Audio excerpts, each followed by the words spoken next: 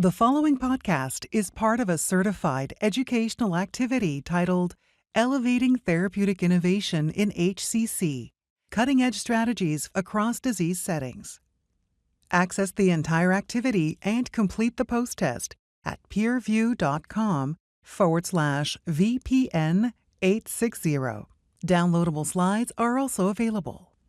Hello and welcome to Elevating Therapeutic Innovation in Hepatocellular Carcinoma. My name is Peter Galler. I'm a professor of medicine at Mainz University Medical Center in Germany. I'm a hepatologist by training. I would like to discuss with you cutting-edge immunotherapy strategies, and will do so across different disease settings, starting with advanced stage disease and going to earlier stages. We have seen tremendous progress over the last 15 to 20 years, and they have resulted in very stringent recommendation with respect to the recommendations given by guidelines and are funded with solid evidence from clinical trial. And these are indeed the goals which I would like to pursue today, to show safety and efficacy data of immunotherapy in advanced stage disease, to give you some tools to develop patient-centric treatment plans. And I will try to extend what we have also to individual approaches to side effect management and to tailored strategies in individual patients. The meeting today will get started with an introduction to come down to the role of the problem and the general aspects, and then we will in two seminars go into first and second line treatment and try to get some evidence on what can be done in earlier stages, in intermediate stage and early stage disease in hepatocellular carcinoma patients, appreciating that the data set basically with respect to systemic therapy comes from advanced stage disease, but is increasingly shifting into earlier stage disease. So let's get started with what we have as background information. So let's get started and talk about the background of this important disease. It's very common. So we have on a global scale almost 900,000 people being newly diagnosed per year. And the mortality rate with almost 800,000 is very similar, telling us that patients who are diagnosed with hepatocellular carcinoma unfortunately have a higher likelihood to die. We have seen some progress with respect to prevention, that's particularly coming from the successful therapy of hepatitis C with antivirals. But at the same time, we do see an increase in what was formerly called fatty liver, as now metabolic dysfunction-associated steatotic liver disease. That's on the rise, and in the end, resulting in predictions with a high rise over the next years and an increasing incidence and mortality. One of the problems we are encountering is that we are diagnosing these patients late.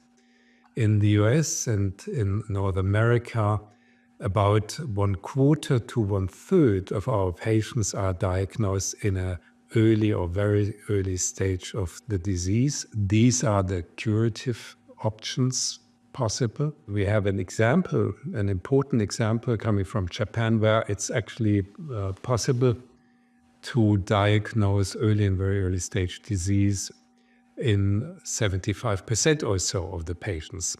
And as the prognosis and the outcome is strongly correlated with stage of disease, it must be our aim for the future to get better with respect to surveillance of our patients in Europe and in the rest of the world. With respect to staging, we most commonly use the Barcelona Clinic of Liver Cancer staging system, the BCLC staging system. TNM is not sufficient BCLC has the advantage of including both tumor stage and other prognostically relevant factors, most importantly, liver function. It is very relevant to highlight that liver function is a confounding factor, and the likelihood to die from liver disease in some patients is actually higher than from the tumor. In intermediate and advanced stage disease, we typically consider patients to be in a palliative setting and treat in non-curative intent. Having said that, however, I'd like to point out that with the success of immunotherapy, we today talk in individual patients about therapeutic conversion, where an initially palliative setting is converted into a curative setting by significant downstaging or downsizing a tumor and guiding a patient into a curative intent treatment option. We have seen the development of immunotherapy over the last 8-9 years. It started with monotherapy, particularly in second line. We saw significant individual responses, but unfortunately the CheckMate 459 trial with nivolumab as one of the earlier trials did not reach statistical significance. Nevertheless, we have seen accelerated approval based on smaller trials for monotherapy and also for the ipi-nivo combination therapy. The major step forward was in 2020, the advent of combinational therapy, atezolizumab, PD-1 ligand inhibitor, plus bevacizumab, an antibody tackling the VEGF ligand in the IMbrave 150 trial.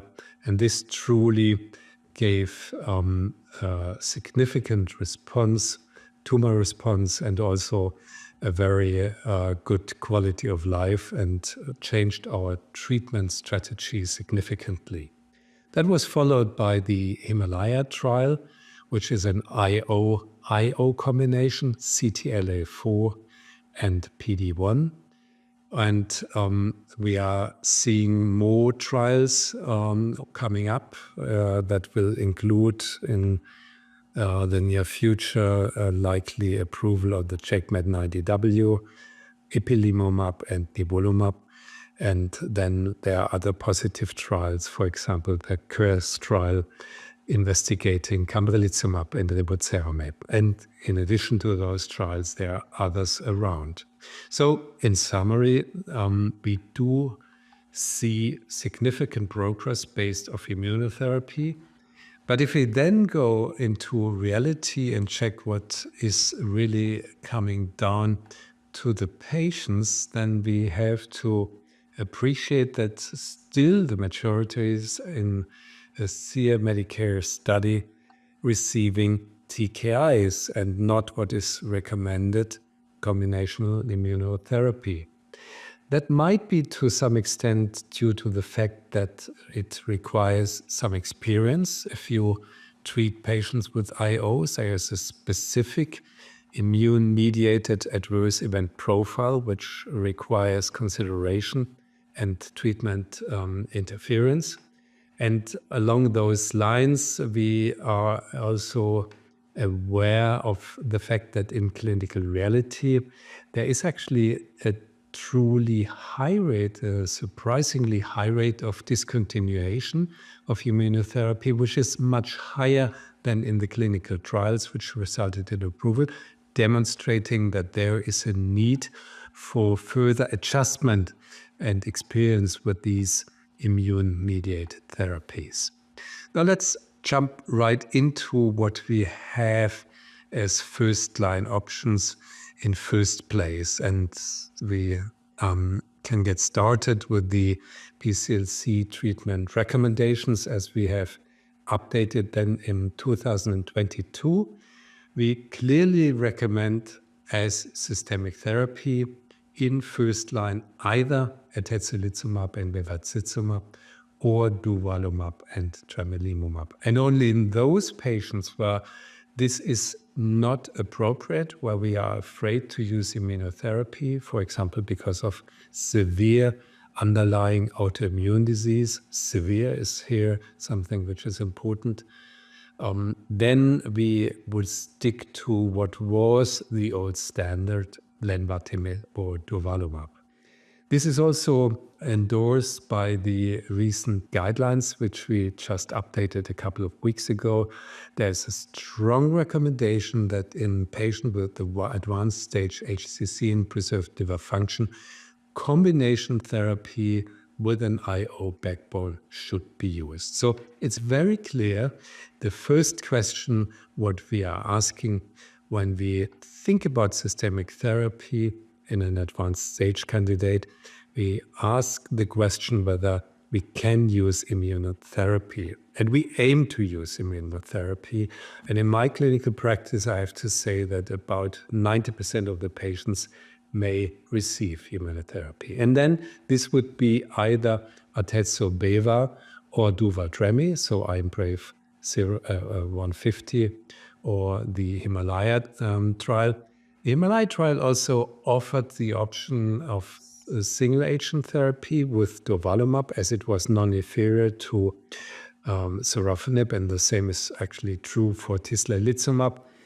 But this is actually a rare situation that you consider immunotherapy, but not combination immunotherapy. But it's an option. And only in those patients where we have no immune therapy either available or do not consider it for these individual patients, then lenvatinib or sorafenib, the former first-line agents, can be used. What is the outcome of these immune therapeutic trials which have changed our armamentarium significantly? So, well, in IMbrave 150, which shows an interesting shape of the Kaplan-Meier curve with an early separation of the curves and then a nicely maintained landmark analysis with true differences over the time. Here we had, with the comparator sorafenib, almost half a year difference in favor of atezo and beva.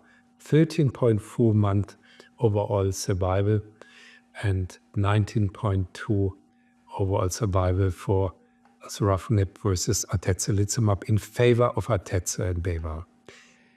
Durva and Tremi, the Himalaya trial, that shows a bit different shape of the curve. It takes a bit longer until these curves separate, but then we have a very long follow-up by now, 5 years, and do see a maintained about 10% differences in favor of the immune combo. And the absolute numbers with respect to overall survival were 13.8 months for sorafenib and 16.4 for durvalumab. The side effect profile is relevant, but on a routine assessment, I would say, much in favor of the immunotherapy. When I consider those patients sitting in front of our GI outpatient clinic, that was a different group of patients in the TKI area compared to the IO area. So the main difference is here. Sorafenib is very much prone to diarrhea and hand-foot skin reaction, whereas atezolizumab, bevacizumab is resulting in, hypertension, proteinuria, but this is not really affecting patients' well-being to the same extent. So numerically, a similar setting of side effects, but the quality is different and quality of life is much better maintained in immune-treated patients. Himalaya, similar safety and a side effect profile, a bit more skin reactions with respect to the combination of durva and tremi. When we now compare what we have available, which one should truly point out, this is a difficult task to compare different trials, because the subgroups included in these individual trials are so different. So the outcome is not just affected by the treatment regime, but also by the inclusion criteria. One example, IMbrave 150 allowed the inclusion of main portal vein thrombosis, VP4. Those patients were excluded in the Himalaya regime, and that is certainly affecting outcome to some extent. If we do compare, then we see objective responses for IMbrave 150 in 30% and less for Himalaya, 20%. Duration of response is long, 18 months for IMbrave 150, 22 for Himalaya with respect to the immune combinations. And what I would like to add here is also what is probably coming next with respect to approval, and that's the CheckMate 90W, investigating nivolumab and ipilimumab. Here we had with 36% objective response and a duration of response of 30 months, truly very high absolute number. But again, this note of caution that we have difficulties in comparing trials with each other. Let's dive a bit deeper into the IPI-NIVO trial, the CheckMate 90W. The difference to Himalaya was that the CTLA-4 inhibitor, ipilimumab in this case, was not just given once, as with tremelimumab in the Himalaya protocol, but 4 times. And the choice of the comparator was left to the investigator. It could be sorafenib or lenvatinib. In the end, it was in 85% lenvatinib, and that needs to be highlighted because lenvatinib, with respect, for example, to objective response, the tougher comparator has in the different trials resulted in better outcomes compared to sorafenib. What we saw there is it also took a while until the overall survival curves are in favor of IPI-NIVO, but then with respect to landmark analysis, very, very high response rate. After 3 years, we have an overall survival of 38% for IPI-NIVO compared to 24% with sorafenib, which is truly a very good result. And the median overall survival was improved, and in the IPI-NIVO arm showed 23.7 months, a very good outcome. And the objective response, as already mentioned, with 36% complete response and partial response is extremely good. And the duration of response is extremely long, 30 months. So we have here another trial which will hopefully add to our armamentarium to treat our patients. And there was just a positive vote from the respective committee giving guidance to EMA, and we expect that approval will happen in spring.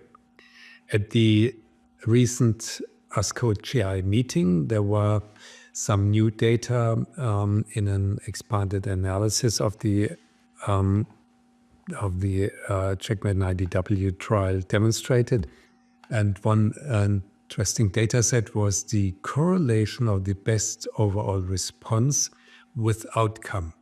It is very clear that in those patients where we have complete or partial response, we after 4 years have really the majority, 70% or so, being alive. And it's actually interesting to see that even in patients where we have progressive disease as best response in the IPI-NIVO arm, it still is actually better than the progressive disease outcome in the lenvatinib, sorafenib treated patients. So there is an interesting, particularly for the long-term run at the tail of the curve, improved outcome for those patients receiving immune therapy. This is also highlighted by the fact that if you go into individual subgroups, and I just pick out here the patient with hepatitis C in the CheckMate 90W trial. Here we have an objective response of 50%. So 1 out of 2 is showing an objective response. This is truly remarkable. Of course, this is not something which is truly controlled. Subgroup analysis is always prone to biases. There are uncontrolled prognostically relevant aspects, but it shows where you can get up to 50% objective response in individual patients. CheckMate 90W has a higher discontinuation rate than the Himalaya trial. I mean, these trials are, at least with respect to the regimen, comparable. As pointed out in the Himalaya trial, CTLA-4 once, in the CheckMate 90W trial, CTLA-4 inhibition 4 times. So there is a bit more toxicity, also some more fatalities, 12 versus 3. And that is mostly attributed, at least in 9 cases, to liver deterioration. And that's what we have to pay attention to. Treatment-related hepatobiliary disorders are more common in the ipi-nivo arm, in contrast to more cardiovascular event in the lenvasorafenib arm. But these side effects, we should recall that ipi-nivo has been around for now more than 10 years, are absolutely in line with what has been observed in the past in other tumor entities. But again, pay attention to liver function as a practical remark here. The CAS trial, already mentioned, camrelizumab and rivoceramib, also had shown nice overall survival and progression-free survival. It received an update with respect to etiological subgroups at the ASCO GI meeting, demonstrating a uniform response in the different subgroups. It's probably a bit more toxic, and this has delayed approval, but we expect that this is also coming down to approval in due course. Let's switch gears here a bit and go into an individual patient. This was a patient of mine who presented with a large tumor in the left lobe. We regularly perform biopsy. It was a G3 tumor. And this dedifferentiated aspect is also supported by a relatively high alpha-fetoprotein of almost 15,000. So in the discussion what to do here, this is a large tumor and there's a portal vein thrombus, so it's advanced stage disease. That's clearly a systemic therapy. And in respect to what has been approved, atezo-bev is doable, or durvalumab is doable. And don't forget, if you consider bevacizumab treatment, we require to have an endoscopy first in order to rule out or to diagnose and treat varices of the esophagus. But these are the options here. Bleeding risk has always to be considered on a pragmatic approach. Look at spleen size and platelets. If spleen is small and platelets are high, it's probably very unlikely to have an varices, but it's wise to have an endoscopy to be sure. We, of course, discuss also whether etiology plays a role. This was alcoholic cirrhosis. Does etiology play a role? In my opinion, it does not. We have currently no solid evidence that viral etiology, alcohol, fatty liver disease contribute to the outcome in an individual therapy. The patient of mine was then randomized, taken up into the CheckMate 90W trial, randomized in the systemic arm, ipi-nivo.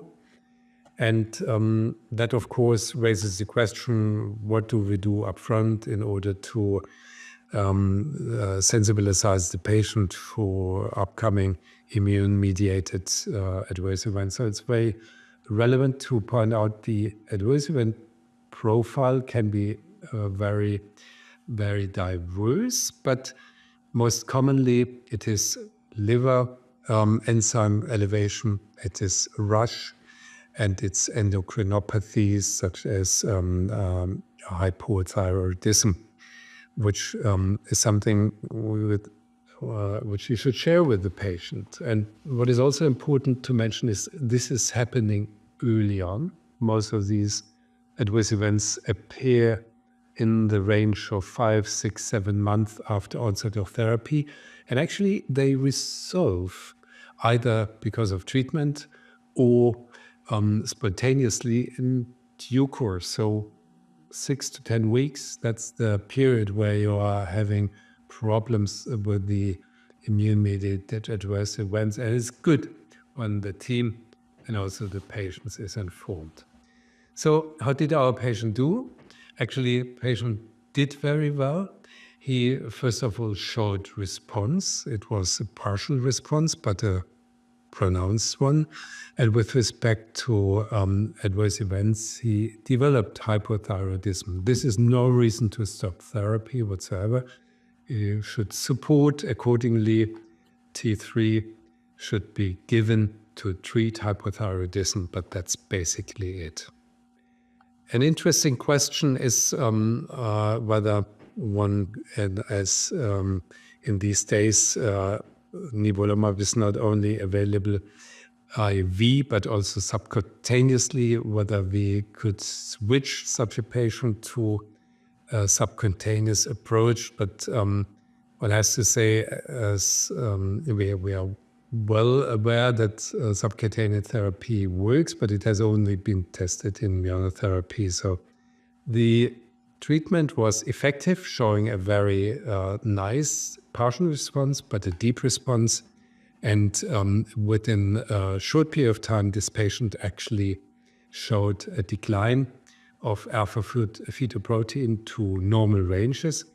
And interestingly, we had to stop the nivo treatment after 2 years because that was required in the Checkmate 90W protocol. Patient remained without therapy, but he has been stable ever since and showed no recurrence now after 4 years. So this shows on an individual basis the potential of immune combinational therapy. With respect to second-line therapy, is actually more complex. We used to have a clear-cut protocol for patients who had received first-line sorafenib and all the other treatment options, regorafenib, cabozantinib, ramucirumab in AFP high patients had been tested post-sorafenib, but this is now a declining group of patients. And with respect to atezo-beva or durva-tremi-treated patients, it is actually complex and there's not a lot of evidence what to do next. In the EASL guidelines, we basically recommended to switch to a TKI. This makes theoretical sense. You start with immunotherapy and go by switching the mode of action to a TKI. This is actually also addressed by the NCCN guidelines, where more or less everything which has been tested in the past is an option and needs to be considered, but you do that on an individual basis in the multidisciplinary team approach. With respect to approved immunotherapies, we do have seen approval for nivolumab. That was withdrawn actually later on. Currently is available as subcutaneous approach. Here we have approval. We have pembrolizumab as a second-line option, and also based on the Checkmate 040 trial, the combination of ipi-nivo in second line, and the colleagues from the US, where that is approved. In Europe, it is not approved in second line. There has been quite some good responses. In individual small-scale trials, some real-world evidence has been accumulated. There has been a trial demonstrating that roughly 50% or so after progression on atezolizumab and bevacizumab receive secondary treatments, and those who receive treatments are actually doing better than those receiving best supportive care. It's unclear whether this is a treatment impact or just a selection of patients.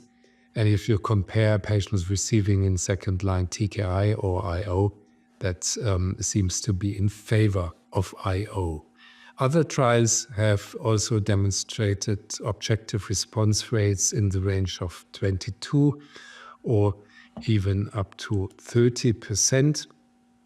So I think at that stage we can conclude there are quite a variety of options.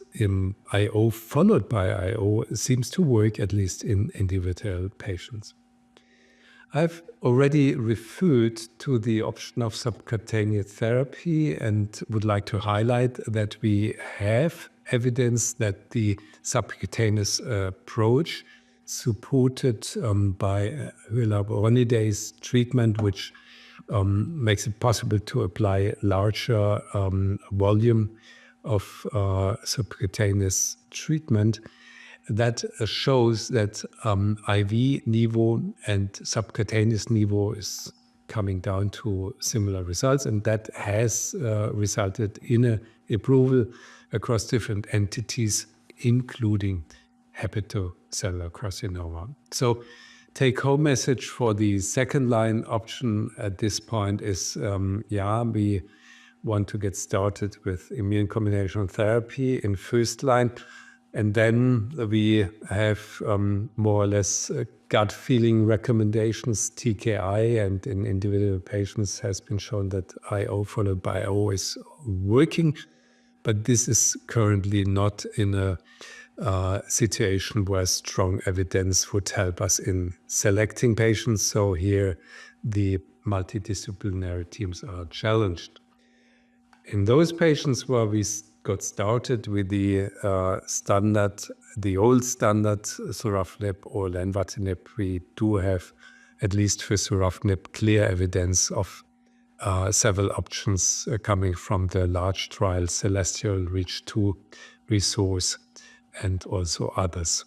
So we have options in sequencing, but some uncertainties.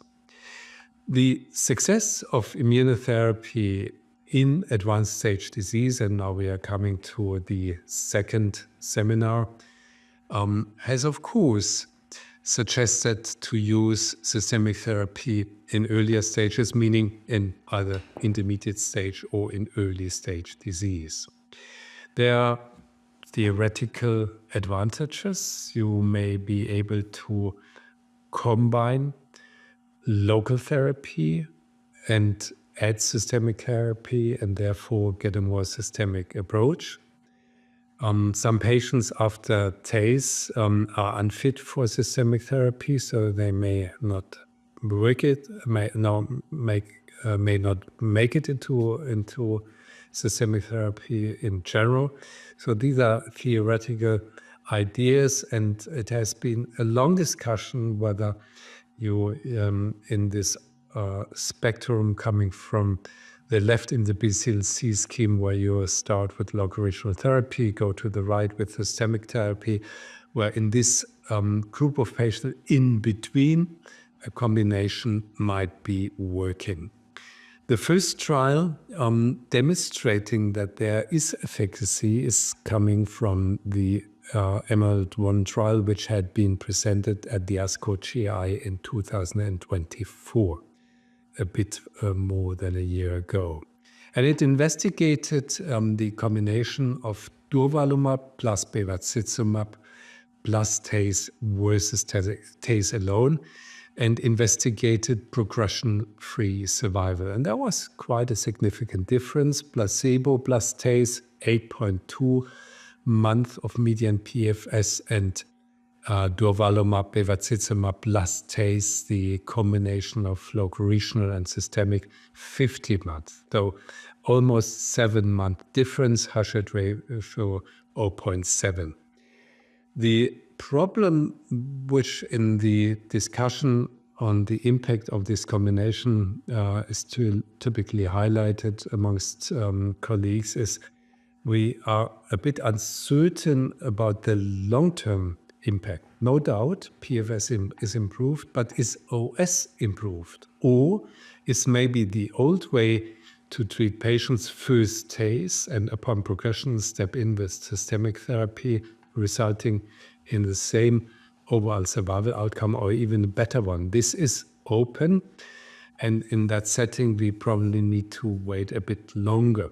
Another trial which also had been presented last year at AACR, that was a LEAP-012, and that's lenvatinib plus pembrolizumab plus TACE, also showed improved PFS, and they also showed some overall survival data. There was a trend, and we will wait for further data to come and will have an eye on overall survival.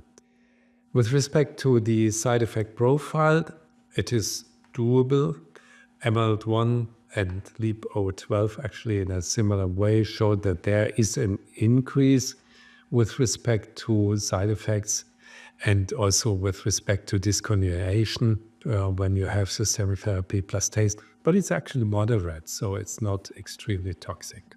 There are quite a few trials ongoing, and that is not only the addition of systemic therapy to TACE, but also the trial ABC HCCs comparing the systemic therapy with Atezo and Beva versus TACE. So this is one of the open questions whether you need TACE in intermediate stage at all. In addition to intermediate stage and an ongoing analysis of systemic therapy, we have seen early attempts for addition of immunotherapy or also TKI therapy in an early stage disease, post-resection or post-ablation, so an adjuvant setting of immunotherapy. There is a good rationale. We have an immunosuppressive immune microenvironment, at least in some patients, particularly those who have been designated as immune class. There are also immune excluded patients, but the likelihood of response to immunotherapy is probably low. But let's say in general, it's an inflammatory tumor, and the fostering of an immune response may have success in the adjuvant setting. Then, with respect to curative intent intervention, it's not for everybody. One needs to highlight that you really need to pay close attention to how is the liver function, what can the liver tolerate as a surgical procedure, and of course, what is the extent of liver surgery, tumor burden, and needs to be acknowledged, what is the future liver remnant. But if you do so, and in these days we increasingly do laparoscopic liver resection, we do see patients undergoing resection and to some extent also ablation in a curative intent. But then the problem is the underlying liver disease still is there. Cirrhosis in most patients still is there, and that is coming down in the end with a high recurrence rate. The recurrence rate is the higher, the more nodules, the larger the nodules, and of course tumor-free margin and some other clinical aspects are adding to the risk to develop recurrence, but recurrence rate is high. That has been early recognized, and the first substance which made it into systemic therapy, sorafenib, had been investigated in the STORM trial in an adjuvant setting, but did not demonstrate any difference there against placebo. So that was a negative trial. Several trials are ongoing, and one trial actually has been already published, and that's the IMPRAVE 050 trial. A year ago, we were optimistic because we saw an improved recurrence-free survival. However, at a later time point, this was not maintained, And unfortunately, the combination of atezolizumab and bevacizumab giving for a year after resection or ablation did not make it into a positive trial, and therefore currently no recommendation can be given. There are several trials ongoing. I'd like to highlight also monotherapeutic trials with pembrolizumab or nivolumab.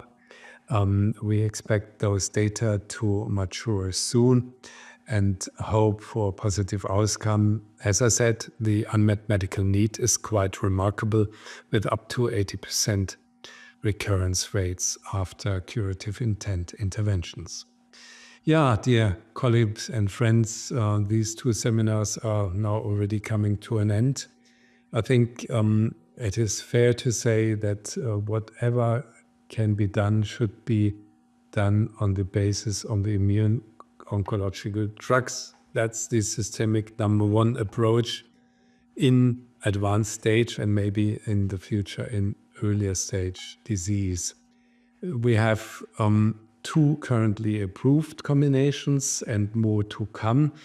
It's difficult to compare those different regimes, as the inclusion criteria for the patients participating in these trials were quite variable, and therefore the outcome was not just influenced by the drugs given, but also by the inclusion criteria.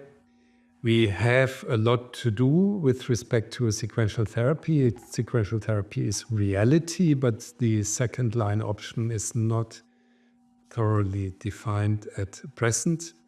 When we go to the left in the BCLC staging and treatment recommendation system, then we need more data to be more secure. Is the combination of systemic therapy plus TACE better than TACE alone, not only with PFS, that's secure, but also to OS?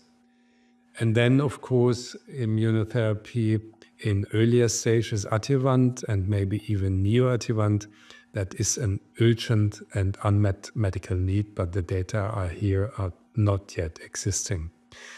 I'd like to thank you for joining and participating this PeerView educational event. I hope you found this presentation and discussion useful and informative for your practice, to the best of our patients. Thank you. Thank you for listening.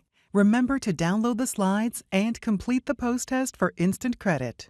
This activity is certified by PVI, PeerView Institute for Medical Education. This activity is supported through an educational grant from Bristol-Myers Squibb.